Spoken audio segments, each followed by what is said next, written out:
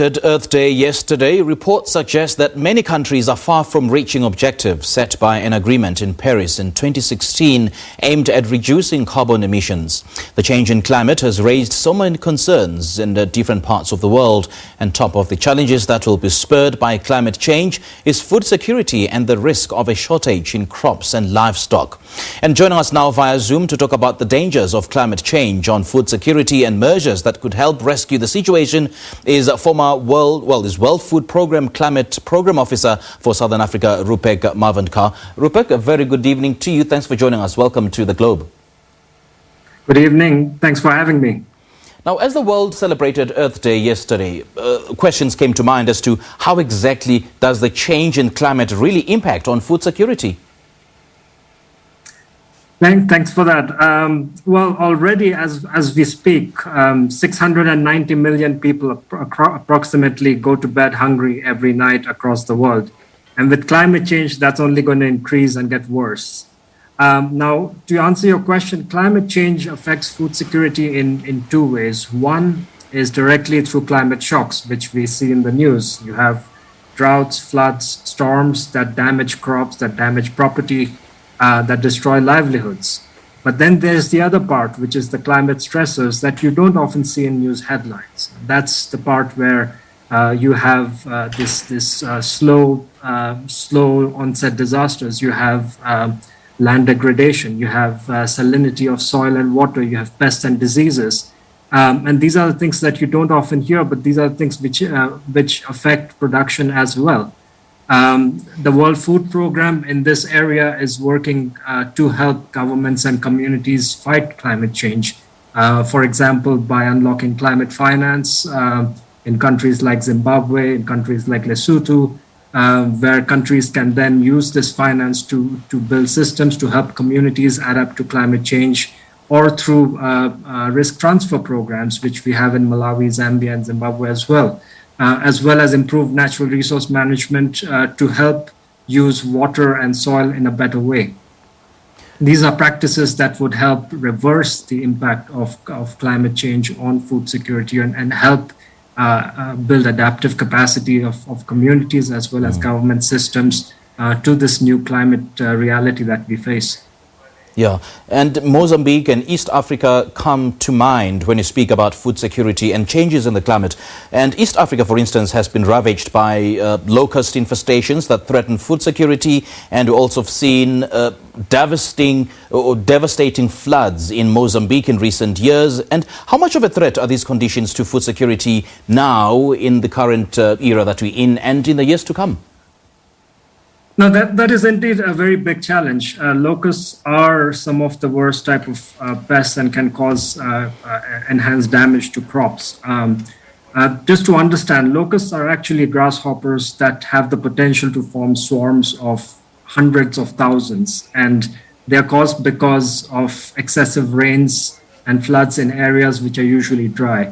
Now, to give you an idea, a 20 square kilometer swarm of locusts can include up to 60 million locusts itself, and they can consume the same amount of food in one day as 2,500 people can consume in a year. Now, let that sink in. That's a huge number.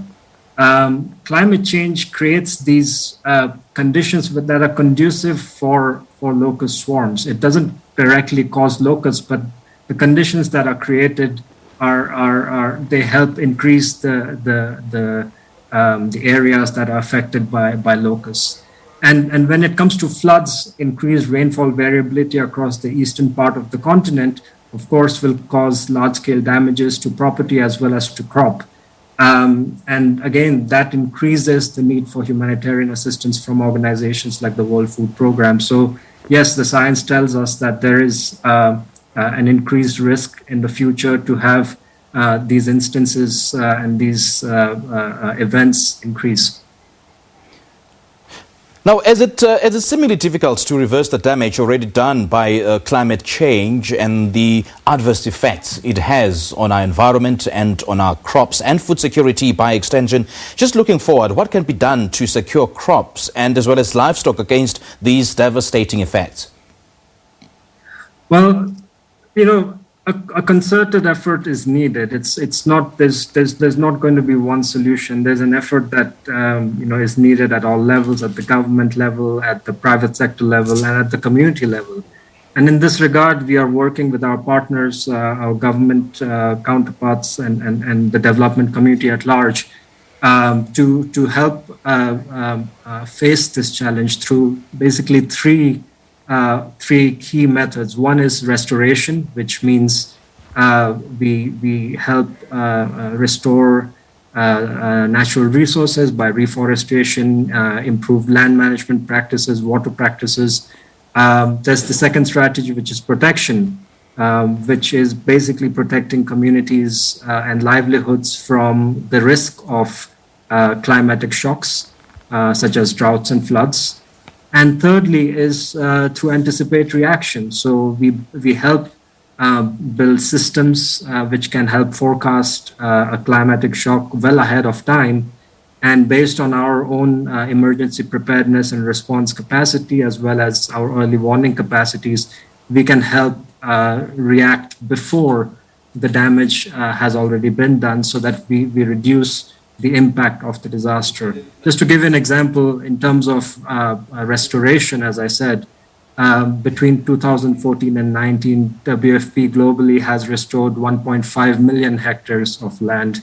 When it comes to protection, globally in the same period, we have insured 2.3 million people through microinsurance programs. In fact, across the continent, we are present in Southern Africa, or helping the countries in this region as well. Okay, and just looking ahead, climate models predict much higher average temperatures in most land and ocean regions, and we've seen hotter extremes in many inhabited regions, and both a heavy precipitation and an increasing probability of drought in some areas. So can we say there are correlations between the way we secure food and as well as the damage being done to nature and its patterns? There was a report by the Intergovernmental Panel on Climate Change, which basically identified Southern Africa, the whole region of Southern Africa, as a climate hotspot. And what that means is that the region is warming at twice the rate as the rest of the world. And that has implications. When it comes to consumption patterns, if you look at food systems, and by food systems, I mean, the whole process of production, transformation, distribution, consumption, and all the dynamics that surround it.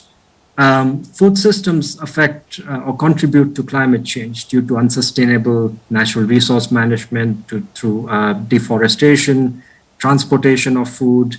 In fact, to give an example, the amount of land that is deforested to create agriculture itself contributes to deforestation. It increases the risk for disasters due to loosening up of soils.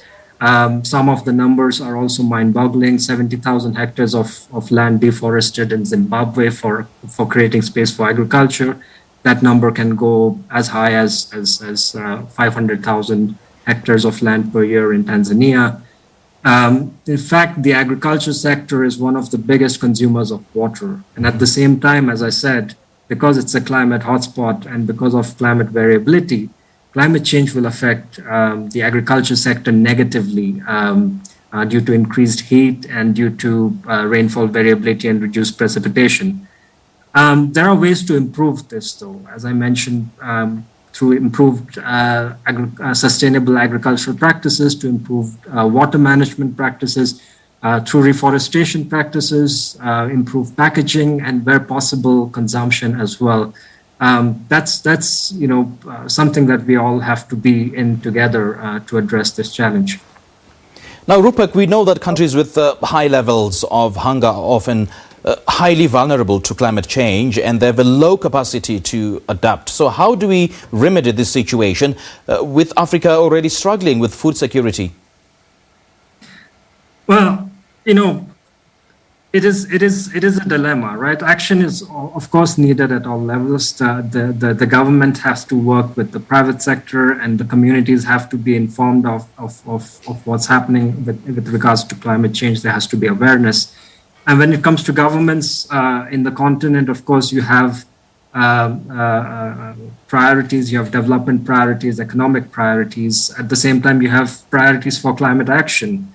Plus, now you have the COVID recovery, and that's a very big challenge as well. So how do you make sure that you're moving in the right direction that also fulfills all of these requirements? Fortunately, there is hope. There have been global commitments made from global leaders as well as African leaders, and again, to match these commitments, adaptation is also key. It is important for African countries, especially for communities, to adapt to climate change. It's important that we understand and we acknowledge that the climate is changing, seasons are changing, and things we should move in that direction ourselves.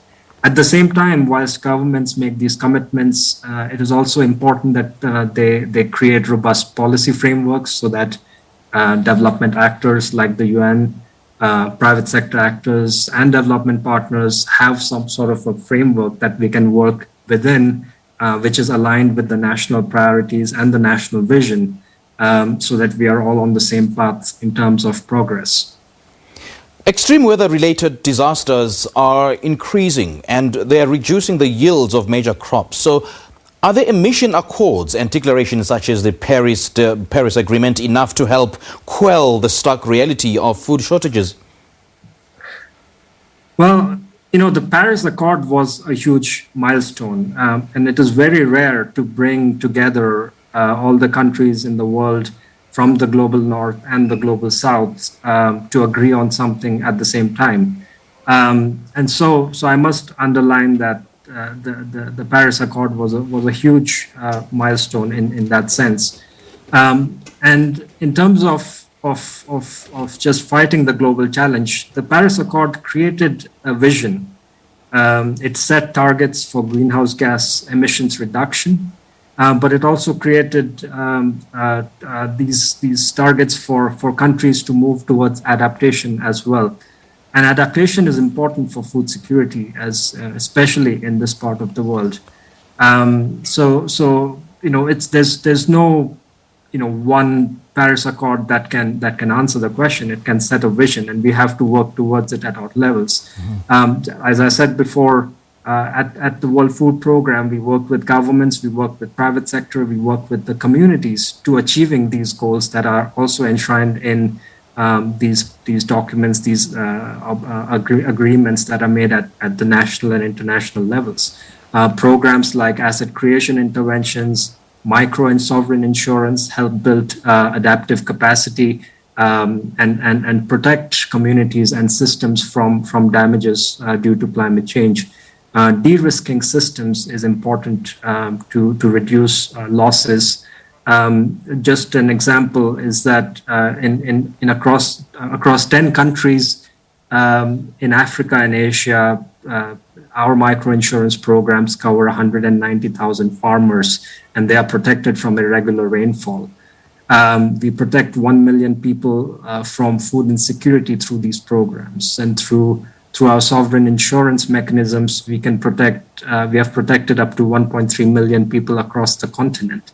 So these are, there's whilst the Paris Accord creates this framework in today's day and age, we have in our hands technology, innovations, financial solutions that can be used in combination together with our existing knowledge of food production and transformation to meet this challenge going forward.